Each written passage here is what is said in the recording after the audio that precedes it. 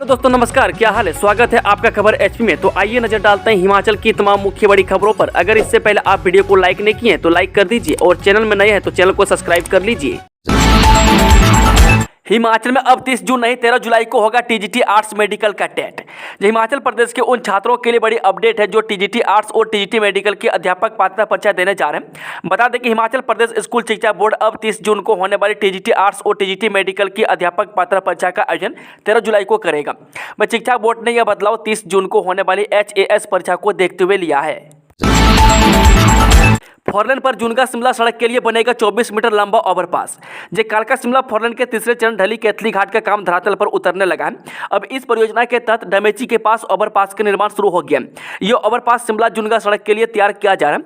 इस ओवरपास के बनने से शिमला जुनगा सड़क पर चलने वाले वाहन फोरलेन के ऊपर से गुजरेंगे। इसके लिए यहाँ फोरलेन के ऊपर करीब 24 मीटर लंबा ओवरपास बनाया जा रहा है। इसका काम जोरों से चल रहा है। इसके निर्माण पर करीब 1 करोड़ रुपये खर्च होंगे। वह फोरलेन पर करीब 5.5 मीटर ऊंचे बनने वाले इस ओवरपास के लिए अभी पिलर का निर्माण किया जा रहा है। घटिया दवाएं बनाने पर अब होगी सख्त सजा। हिमाचल हाईकोर्ट ने प्रदेश में घटिया दवाओं के उत्पादन की बढ़ती घटनाओं पर चिंता व्यक्त की है। कोर्ट ने इसे रोकने के लिए दोषी दवा निर्माताओं और प्रयोगशालाओं के खिलाफ कड़ी सजा का प्रावधान करने पर विचार करने के आदेश जारी किए हैं। बता दें कि कोर्ट ने कहा कि कुछ ऐसे मामले सामने आए हैं कि अफ्रीकन देशों में हिमाचल प्रदेश में बनाई दवाओं के इस्तेमाल करने से अनेकों मौतें हुई है। वहीं बता दें कि अब समय आ गया है जब नकली दवा निर्माताओं के खिलाफ कड़ी सजा का प्रावधान किया जाए। अदालत ने कहा कि यह व्यथित कर देने वाली बात है कि बद्दी में 2 राज्य दवा प्रयोगशालाओं का चलाने के लिए पर्याप्त धन की व्यवस्था होने के बावजूद उन्हें संचालित नहीं किया जा रहा है। यहां तक कि एक प्रयोगशाला के लिए भवन का निर्माण केंद्र और राज्य सरकार ने जनता का धन खर्च कर बनाया। इन प्रयोगशालाओं की आवश्यकता होते हुए भी इन्हें न चलाया जाना खेद का विषय है। कोर्ट ने सरकार को इन प्रयोगशालाओं के संचालन में आ रही बाधाओं को दूर करने के प्रयास करने का आदेश दिए हैं। सुक्खू बोले 3.5 साल और चलेगी मेरी फिल्म। मुख्यमंत्री सुखविंदर सुक्खू ने कहा कि बजट प्रस्तुत करने के बाद सभी दागी नेता सरकार की प्रशंसा कर रहे थे, लेकिन जब भरे हुए अटैची नजर आए तो राजनीतिक मंडी में बिक गए और दूसरी किस्त पाने के लिए पंचकूला भाग गए। उन्होंने कहा कि हम अटैची वाले नहीं हैं बल्कि जनबल वाले हैं। उन्होंने कहा कि यह लड़ाई सरकार या मुख्यमंत्री पद को बचाने की नहीं है बल्कि जन भावनाओं की खरीद फरोख्त करने वालों को सबक सिखाने की है। वही भाजपा नेताओं ने धनबल के माध्यम से सरकार गिराने का षड्यंत्र रचा था और यह चुनाव भविष्य की राजनीति को तय करेगा।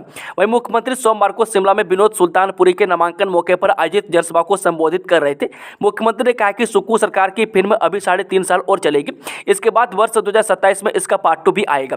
उन्होंने कहा कि जयराम ठाकुर ने विधानसभा में खड़े होकर भगवान को चुनौती दी और कहा कि इस सरकार को भगवान भी नहीं बचा सकता, लेकिन लोकतंत्र में जनता ही भगवान होती है और जनता ने ही इस सरकार को बचाया है।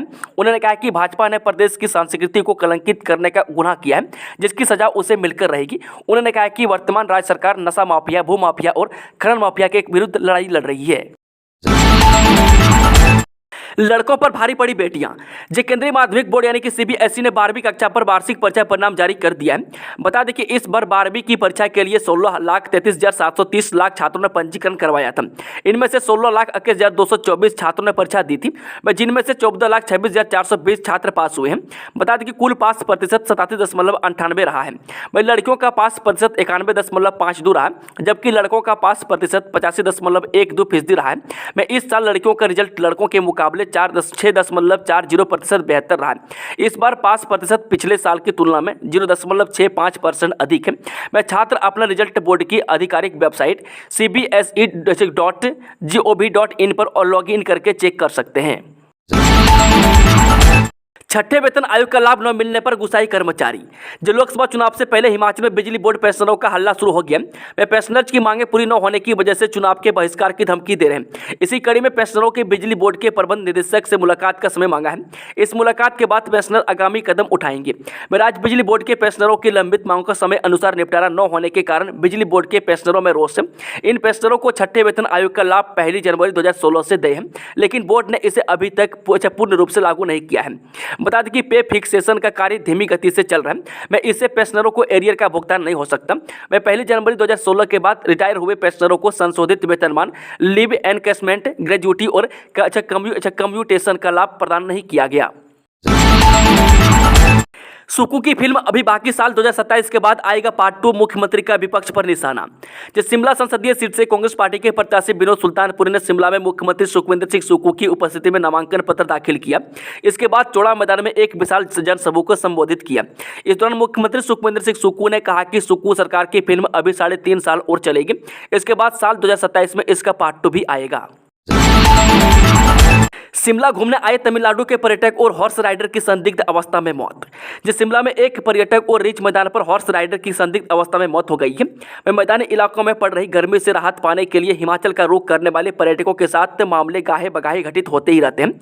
ऐसा ही एक मामला शिमला में पेश आया है, जहां पर तमिलनाडु से अपने परिवार संग यहाँ घूमने आए एक पर्यटक की अचानक तबियत बिगड़ने के बाद मौत हो गई है।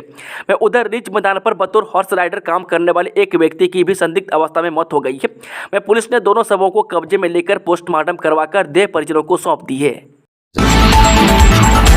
घूमने निकले दोस्तों की कार खाई में गिरी, एक की मौत, 4 गंभीर घायल। गिरिपार क्षेत्र के कांटी मसवा सड़क पर कार के गहरी खाई में गिरने से एक युवक की मौत हो गई, जबकि 4 युवक गंभीर रूप से घायल हो गए। वह घायलों को उपचार के लिए सिविल अस्पताल पांवटा साहिब लाया गया। वह जहां से चारों घायलों को उपचार के बाद गंभीर अवस्था में मेडिकल कॉलेज नाहन के लिए रेफर किया गया है। वह पुलिस ने केस दर्ज कर जाँच शुरू कर दी है। जानकारी के अनुसार बता दें कि पांवटा साहिब से प्रदीप कुमार उम्र 28 वर्षीय पुत्र फूल सिंह निवासी अमरगढ़, अजय चौधरी उम्र 22 वर्षीय पुत्र सतीश चौधरी निवासी ज्वालापुर, मनीष उम्र 29 वर्षीय पुत्र जगदीश चंद्र निवासी पुरुवाला, अनिश उम्र 26 वर्षीय पुत्र जगदीश चंद्र निवासी पुरुवाला व सौरभ चौधरी उम्र 22 वर्षीय पुत्र रघुवीर सिंह निवासी सूरजपुर सुबह पांवटा साहिब से 5 दोस्त कार में सवार होकर घूमने के लिए कांटी मसवा खड़वे झरने पर गए थे तथा वापस आते समय बाबा की कुटिया के पास कार अनियंत्रित होकर गहरी खाई में गिर गई। करोड़पति अनुराग ठाकुर के नाम नहीं एक भी गाड़ी, पत्नी के पास लाखों के गहने और एक पिस्टल। केंद्रीय मंत्री और बीजेपी के फायर ब्रांड नेता अनुराग ठाकुर हमीरपुर संसदीय सीट से लगातार 5वीं बार चुनाव लड़ रहे हैं। मैं अनुराग ठाकुर को हमीरपुर से जनता ने लगातार 4 बार जिताकर संसद भेजा है। मैं इस बार अनुराग ठाकुर के सामने कांग्रेस प्रत्याशी सतपाल रायजादा है। मैं अनुराग ठाकुर ने आज अपने समर्थकों के साथ अपना नामांकन दाखिल कर दिया है। मैं शपथ पत्र में अनुराग ठाकुर ने अपनी चल और अचल संपत्ति का ब्यौरा दिया है। उनके पास 1,25,000 रुपये, जबकि पत्नी के पास 50,000 रुपये कैश हैं। उनके बेटे जयदीत्य ठाकुर के पास 5,000 कैश और बैंक खाते में 1,26,998 रुपये हैं। वह उनके पास 103 ग्राम और पत्नी के पास 690 ग्राम सोना है। उनकी पत्नी के पास एक पिस्टल भी मौजूद है। वह अनुराग ठाकुर 5,44,16,865 रुपये और उनकी पत्नी के पास 79,71,940 रुपये की चल संपत्ति के मालिक है। चुनाव से पहले कांग्रेस को बड़ा झटका, वीरभद्र सिंह के हनुमान ने छोड़ा साथ, सुभाष मंगलेट हुए बीजेपी में शामिल। हिमाचल प्रदेश में लोकसभा और विधानसभा उपचुनाव से पहले कांग्रेस को बड़ा झटका लगा है। वह पूर्व मुख्यमंत्री वीरभद्र सिंह के हनुमान कहे जाने वाले कांग्रेस के पूर्व विधायक सुभाष चंद्र मंगलेट ने दिल्ली में बीजेपी राष्ट्रीय अध्यक्ष जेपी नड्डा की मौजूदगी में भारतीय जनता पार्टी की सदस्यता ग्रहण की। वह जेपी नड्डा ने मंगलेट के भाजपा परिवार में शामिल होने पर खुशी जाहिर की है। 14 मई को कंगना रनौत के नामांकन में उमड़ेगा जनसैलाब, राज्य सरकार की नाकामियों के खिलाफ जुटेंगे लोग। पूर्व मुख्यमंत्री जयराम ठाकुर ने कहा कि मंगलवार 14 मई को कंगना रनौत के नामांकन में भारी जनसैलाब उमड़ेगा।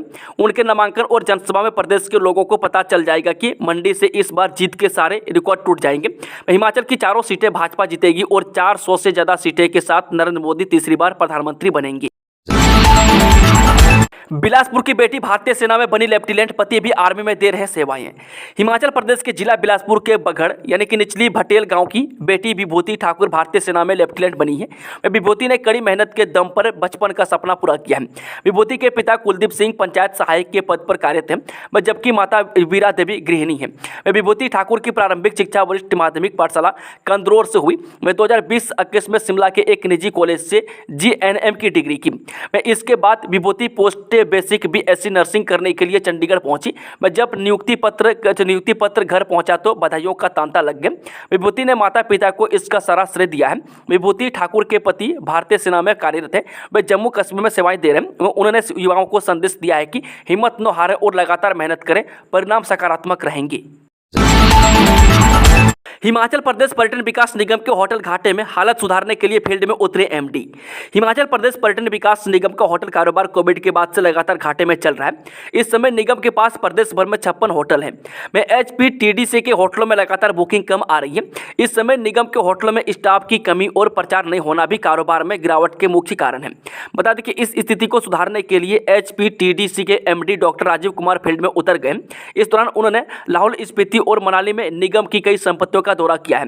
इसमें मनाली में transport workshop log house, Hidimba cottage, Manalsu Kunzum club house, Naggar castle cafe, Monal Sarvari, silver moon, Pirdi और लाहौल स्पीति में जिस्पा, कैलेंड और कैटरीना में विकास कार्यों की संभावनाओं को देखते हुए यह दौरा किया है।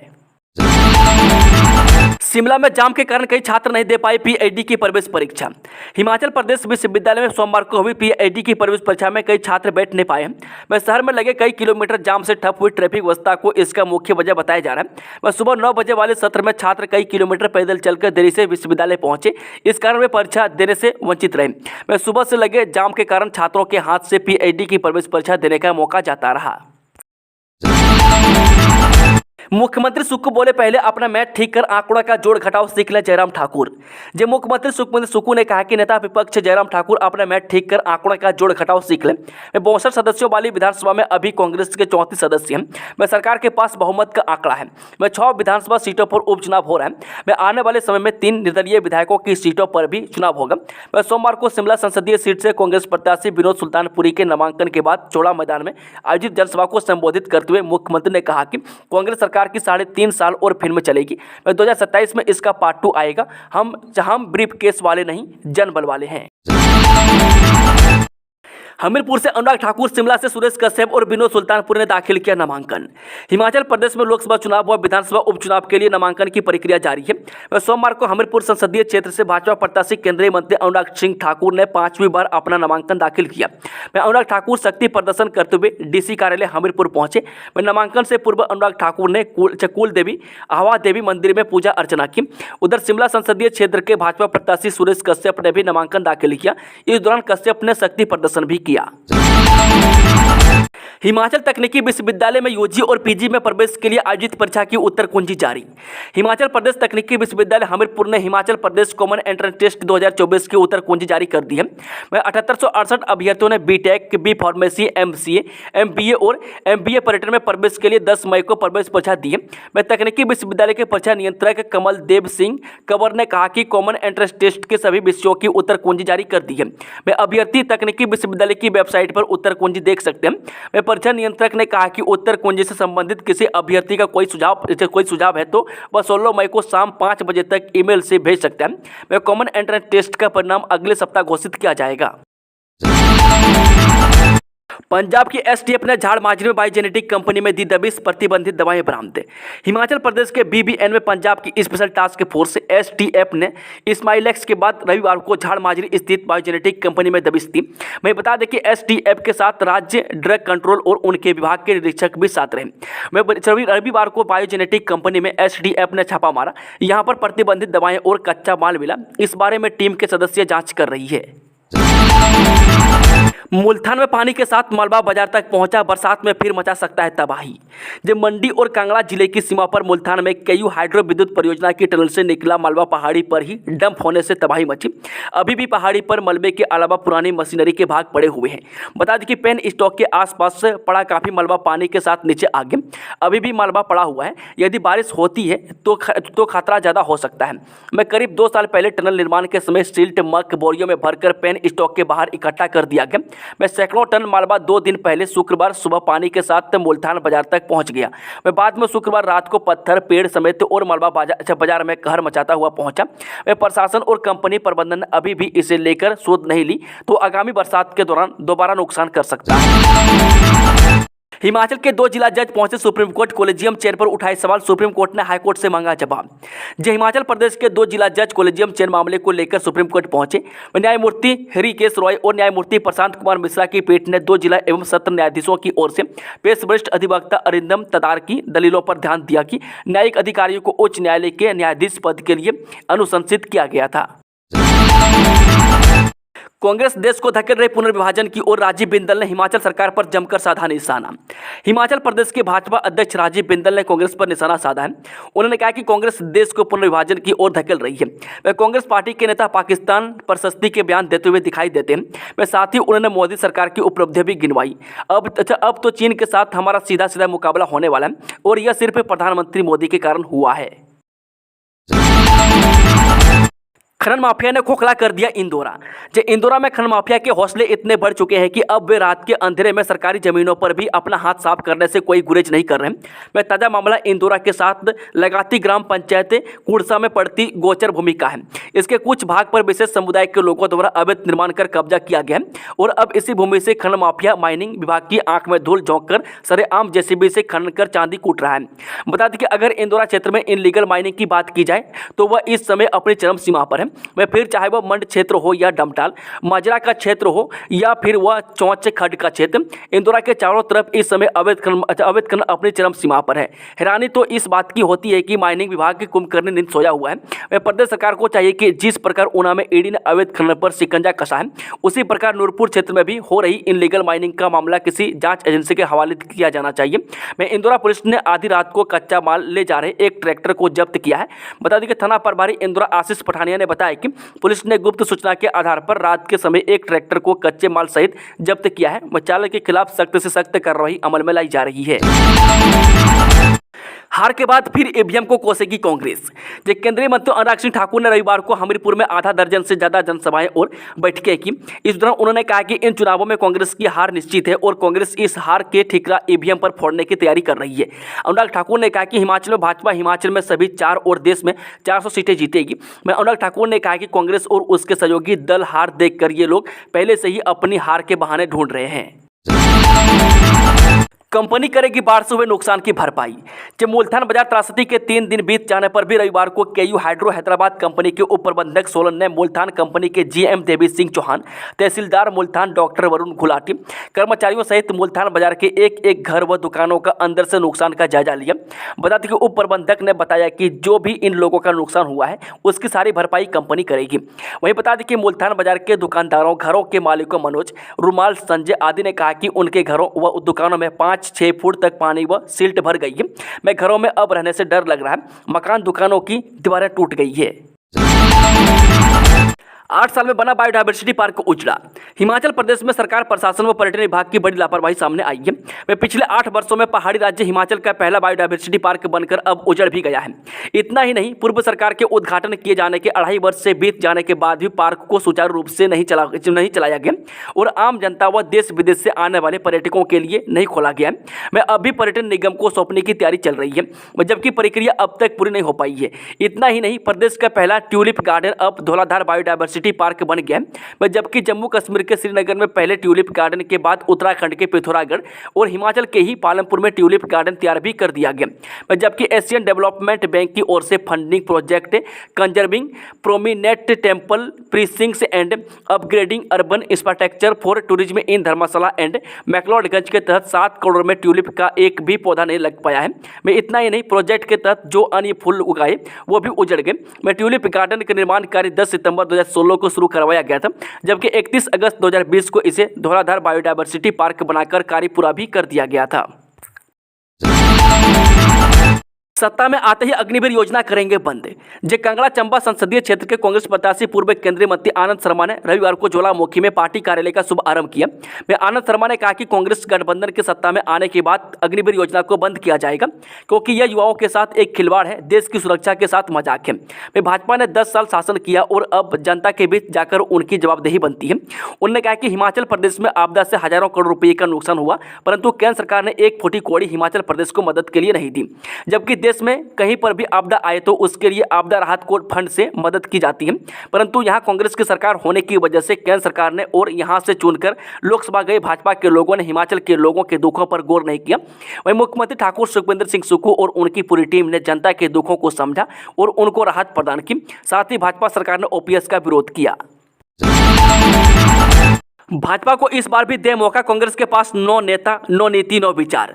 जे शिमला लोकसभा चुनाव में भाजपा प्रत्याशी सुरेश कश्यप ने नामांकन के पूर्व दिन शिमला के चौड़ा मैदान में जनसभा को संबोधित करते हुए भाजपा प्रदेश अध्यक्ष डॉक्टर राजीव बिंदल ने कहा कि कांग्रेस पार्टी नेता विहीन, नीति विहीन, विचार विहीन होने के कारण लगातार नीचे की ओर जा रही है। वे 450 सांसदों वाली पार्टी आज 50 सांसदों पर पहुंच गई है और 4 जून को आने वाले चुनाव परिणामों में यह पार्टी 40 से नीचे पहुंच जाएगी। वे 28 राज्यों में सत्ता चलाने वाली कांग्रेस आज 2 से 3 राज्यों में सिमट गई है। इसलिए कांग्रेस ने उन लोगों के साथ समझौते किए हैं जो राष्ट्र विरोधी गतिविधियों में संलिप्त हैं। इसलिए कांग्रेस का पतन निश्चित है।